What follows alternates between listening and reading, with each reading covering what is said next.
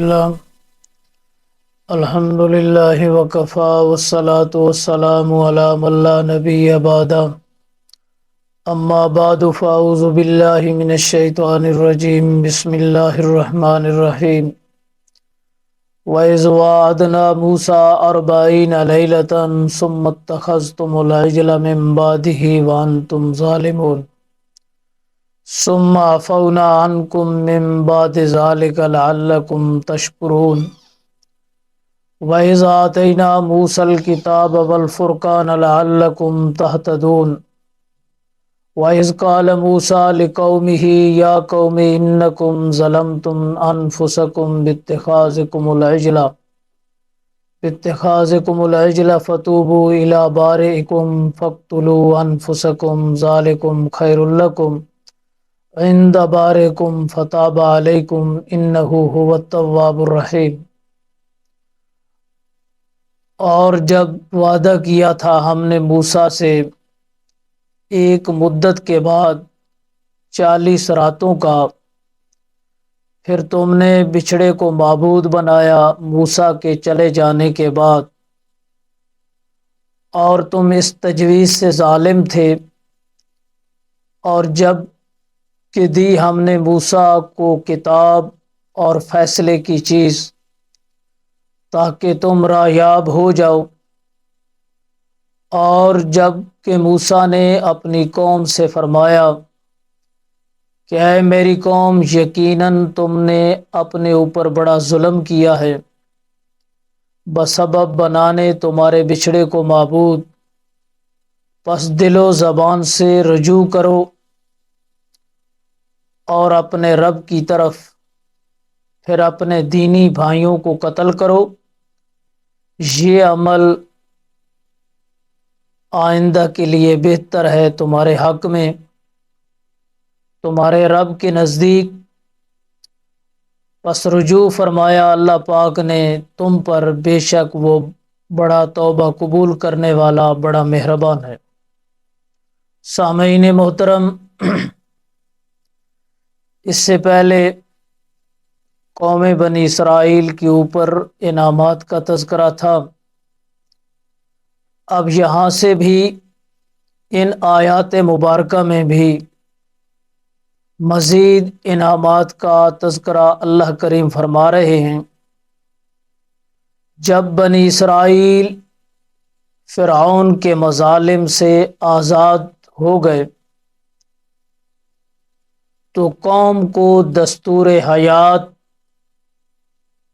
اور نظام شریعت کی ضرورت تھی، تو اللہ کریم نے سیدنا موسیٰ علیہ السلام کو دستور حیات عطا کرنے کی غرض سے کوہ طور پر بلایا، تو حضرت موسیٰ علیہ السلام نے اپنے بھائی سیدنا ہارون علیہ السلام کو اپنا جانشین بنا کر طور پہاڑ کی جانب تشریف لے گئے۔ آپ کے چلے جانے کے بعد سامری قبیلہ کا موسیٰ نامی شخص نے زیورات سے بچھڑا تیار کیا اور قوم سے کہا، اللہ کی ذات پاک تو اس بچھڑے میں حلول کر آئی ہے۔ چنانچہ سیدنا ہارون علیہ السلام کے منع کرنے کے باوجود بھی قوم نے بچھڑے کی عبادت شروع کر دی۔ جب سیدنا موسیٰ علیہ السلام اللہ تبارک و تعالی سے کتاب لے کر واپس تشریف لائے اور قوم کو حالت شرک میں مبتلا پایا، تو احساس دلاتے ہوئے فرمایا کہ تم نے اپنے آپ پر بہت بڑا ظلم کیا ہے۔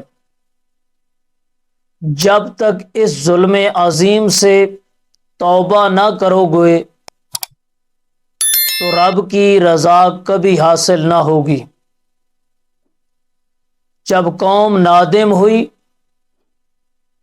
اور توبہ کرنے کی کیفیت معلوم کرنا چاہی تو آپ نے فرمایا مجرمین کو غیر مجرمین قتل کریں، تب توبہ قبول ہوگی۔ جب انہوں نے اس پر عمل شروع کر دیا، مجرمین کو قتل کیا، تو رب کی رحمت متوجہ ہوئی، من حیث القوم توبہ قبول ہو گئی اور وہ عذاب استیصال سے بچ گئے۔ اب ان آیات کریمہ سے پہلی بات یہ معلوم ہوتی ہے کہ اللہ کریم کے علاوہ کسی ہستی کی بھی عبادت کرنا آخری درجے کا ظلم ہے۔ دوم، قوم کے لیے دستور حیات صرف اور صرف وہی ہو سکتا ہے جو من جانب اللہ نازل شدہ ہو، اور اسی سے ہی مخلوق کو ہدایت نصیب ہو سکتی ہے۔ اب ان آیات کریمہ کے اندر موسیٰ علیہ السلام کی قوم سے جرم ہوا تو انہوں نے نادم ہو کر اپنے پیغمبر سے توبہ کا طریقہ پوچھا، تو موسیٰ علیہ السلام نے ان سے کہا کہ جو غیر مجرم ہیں وہ مجرمین کو قتل کریں، تب اللہ توبہ قبول کرے گا۔ سامعین محترم، ذرا غور کیجئے، امت محمدیہ صلی اللہ علیہ وسلم پر کہ آپ صلی اللہ علیہ وسلم کے کتنے بڑے احسانات ہیں کہ آپ کی امت کا آدمی نادم ہو کر اللہ تبارک و تعالی کے دربار کے اندر جا کر اپنے گناہ کو یاد کر کے نادم ہو کر اللہ سے معافی مانگے تو اللہ تبارک و تعالی اس کو معاف کر دیتے ہیں۔ پہلی قوموں کے اوپر ان کی توبہ قبول کرنے کے لیے بھی جب تک وہ ایک دوسرے کو قتل نہیں کرتے تھے اس وقت توبہ ان کی قبول نہیں ہوتی تھی۔ تو ہمارے پاس بھی قرآن مجید ایک دستور حیات ہے۔ قرآن مجید جب اللہ نے ہمیں یہ دستور حیات دیا ہے تو اس دستور حیات کے اندر ہمیں زندگی گزارنے کے لیے اس قرآن مجید سے رہنمائی لینا ہوگی، قرآن مجید سے رہنمائی لے کر اس پر عمل کرنا ہوگا۔ لیکن افسوس یہ ہے کہ قرآن مجید کی موجودگی کے اندر ہماری ملک پاکستان کی پارلیمنٹ اور سینٹ ایسے قوانین پاس کر رہے ہیں جو قرآن و سنت کے بالکل خلاف ہیں۔ اب یہ جو نیا بل پاس ہوا ہے جنس کی تبدیلی کا یا ہم جنس پرستی کا، تو یہ قرآن مجید کے اور احادیث نبویہ کے بالکل خلاف ہے۔ تو جب دستور حیات کی موجودگی کے اندر قومیں اللہ تبارک و تعالی کی نافرمانی کرتی ہیں، اس دستور حیات سے رہنمائی نہیں لیتی، تو ان کے اوپر بھی اللہ تبارک و تعالی کا عذاب آتا ہے اور وہ پوری کی پوری قوم اس عذاب کے اندر مبتلا ہو جاتی ہے، جس طرح کہ موسیٰ علیہ السلام کی قوم کے ساتھ ہوا۔ تو ان کی توبہ کا جو طریقہ بتایا کہ جو مجرم ہیں ان کو غیر مجرم قتل کریں، تو اب ہمارے ملک پاکستان کے اندر یا ہماری پارلیمنٹ کے اندر کوئی ایسا فرد ہوگا جو اس قوم کو جھنجھوڑے گا اور کہے گا کہ تم نے اللہ تبارک و تعالیٰ کے قانون کی، اللہ تبارک و تعالیٰ کے رسول کے قانون کی خلاف ورزی کی ہے، لہٰذا اس خلاف ورزی کے اوپر تمہاری یہ سزا بنتی ہے۔ تو اب مسئلہ یہ ہے کہ جب آدمی قرآن و سنت کے خلاف قانون بناتا ہے تو اس آدمی کا قرآن و سنت کے اوپر ایمان نہیں ہوتا، اور جب ایمان نہیں ہوتا تو وہ ایمان کے دائرے سے نکل جاتا ہے۔ تو لہٰذا ہمارے لیے دستور حیات قرآن مجید موجود ہے، چاہے ہماری انفرادی زندگی ہو، چاہے ہماری اجتماعی زندگی ہو، چاہے اس کا تعلق حکومت کے کاموں سے ہو،